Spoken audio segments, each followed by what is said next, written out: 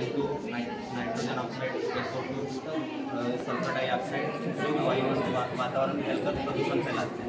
Sir ये गैसें वायुमंडल में उपस्थित जलवाष्प से क्रिया करके विभिन्न अम्लों का निर्माण करते हैं। सर जैसे नाइट्रोजन ऑक्साइड किधर से